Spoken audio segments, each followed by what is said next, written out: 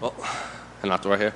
Obviously, you called for, Money Moicano wants these big events, these big moments. So I guess what are the emotions now that you do have a spot on this historic UFC 300 card? Feeling great. UFC 300, great card, great opponent.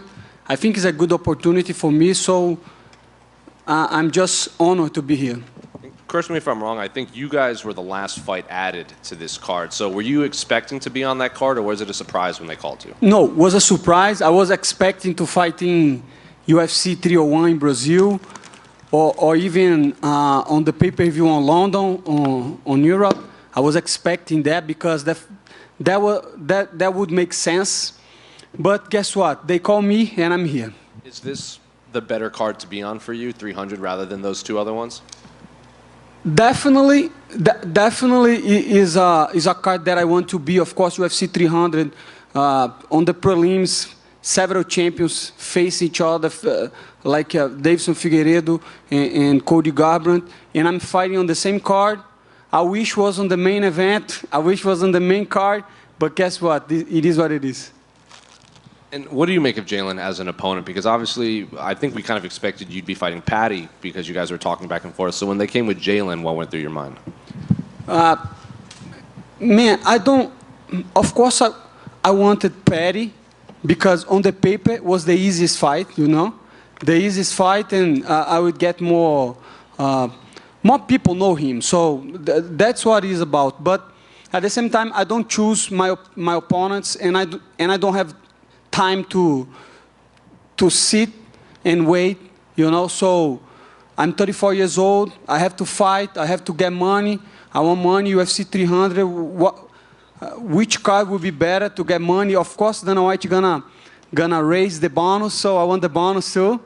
And let's go. I think it's a good fight for me, to be honest. Jalen Turner is tough, but I'm better than him. Did you have to bring anyone to train with, considering how tall he was and how long he is? Yes, I was training with some 170 guys, tall guys, strikers, very hard to take down, and I will be ready.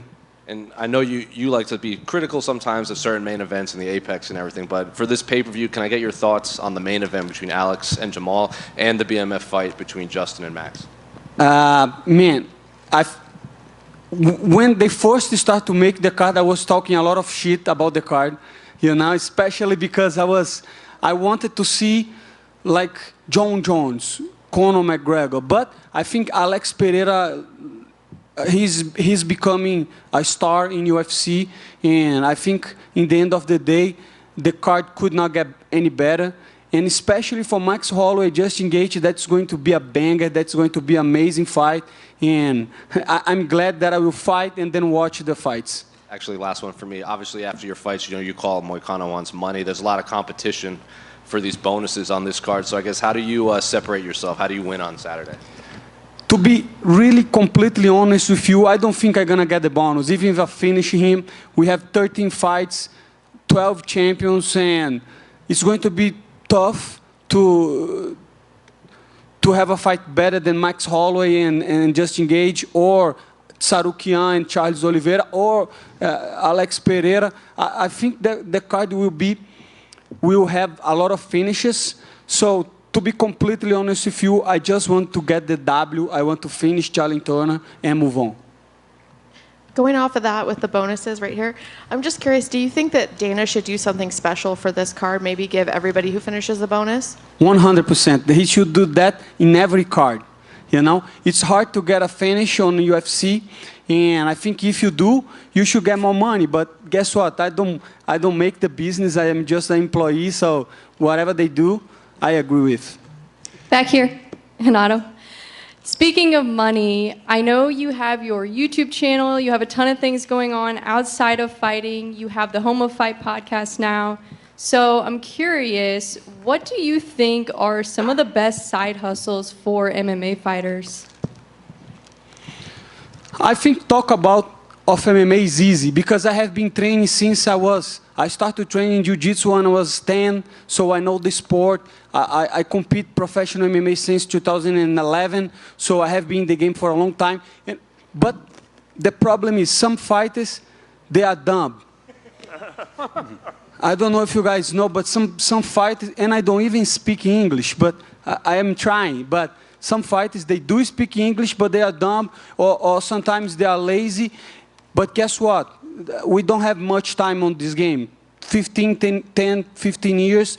And I'm glad that you say huge shout out to my channel, Money Moicano channel, and huge shout out to the podcast, Show Me the Money. Me, Gilbert Burns, and Maddie, we're doing a great work. So if you guys want to check it out, great podcast. But to answer you, depends on what you like to do. I like to talk shit. I like to, to make some money. So what's better than do a podcast? Hey, Renato, right here. You mentioned your YouTube channel. You've really connected with a lot of fans and become a lot more popular, but I know you've also taken a liking to MMA Guru. How much have you learned from him, and how much has that sort of made up your channel? At the beginning, I didn't know MMA Guru. I wasn't on the Twitch, tried to stream in some games, especially because I got injured. My knee was hurt. And then everybody on the chat was saying, hey, you have to see MMA Guru react to a video. And then I watched a video of him live talking about MMA. And I did my point. And I called him several words. And then after that, I started to watch his content. And then I moved to YouTube. And when I did a video about fighters, he made a shootout, like he sent people to my live and to my videos, and that helps my channel a lot. I think one thing people are not realizing that today is a new game, completely different. You see guys that don't have any background on journalism, or they just are on literally their mom's basement, but they can connect with the public, and they do a great job, because they can imagine that we're doing this press conference right now, and now you guys have to edit and have to work, and that's very hard. But for a guy on YouTube, he just take the video and talk shit about fighters and give his opinion. So I think YouTube is going to get much more popular in the next couple years. And to be completely honest, he's doing a great job. You like him or not, everybody's talking about him. Is that something you'd want to do after your career's done, is do that full time, is just do YouTube commentary? I want money. Yeah. If I make money on YouTube, that's good. If not, I will try something else. But of course, I like to talk about MMA. It's easy for me to do the videos. I like to connect with the fans, and I like the fans like you say, recognize me a little bit more. And I think it's a good situation. And just last one for me, a win over Jalen, especially a finish. Where does that put you in the division? Because Jalen's, fought some really good opponents, got some good wins. He's very good. He's very good. But I will beat him on Saturday, and I will be on the top 10. And then we'll see. We'll see. I don't have an opponent in mind right now, but definitely I want to fight somebody on the top 10. I want to get closer to the title, and I want more money. Renato, right over here.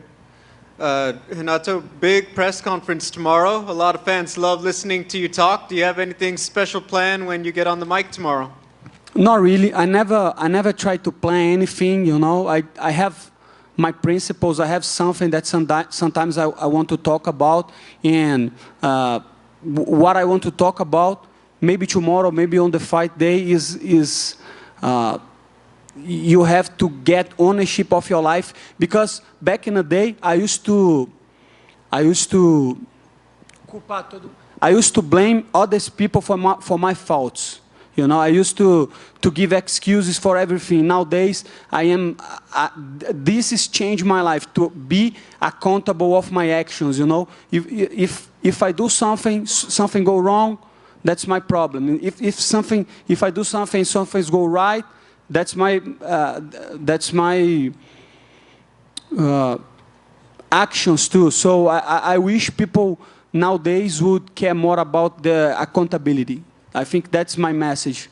And then one more question to talk about what Bree brought up. You have your podcast, Show Me the Money, with Matt and Gilbert. Can you talk a little bit about what you guys do talk about?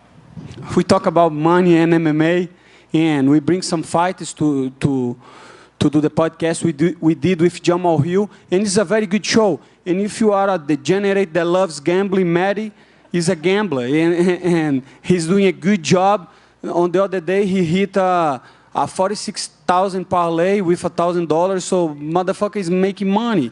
And if you like to your opinions about that, watch the show. It's a very good show, and like the first video, we got almost 30K views on the first video, and I think this podcast will be one of the biggest podcasts in MMA. We still need a lot of content in MMA, not generic stuff, like good stuff, good productions, and we're doing that on Show Me the Money, and Home of Fighting is doing a great job too, so it's a win-win situation for fighters. Thank you. Just a quick one right here. When you talk about MMA and fights with Gilbert and other people like that, do you kind of see another perspective that you might have not seen when you're in the cage? Do you get to learn a bit more just breaking down fights?